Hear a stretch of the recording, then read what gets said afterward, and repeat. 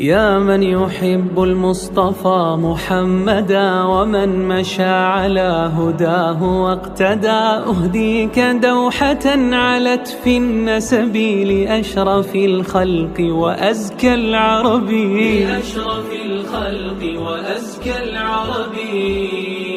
قد جاءنا من أصله العدناني بالدين والأخلاق والقرآن، محمد أبوه عبد الله، سيرته تطيب في الأفواه، سيرته تطيب في الأفواه، سيرته تطيب في الأفواه. وجده المشهور عبد المطلب، إليه أمجاد الكرام تنتسب، يليه هاشم مجيب الضيف، من سن رحلة الشتاء والصيف.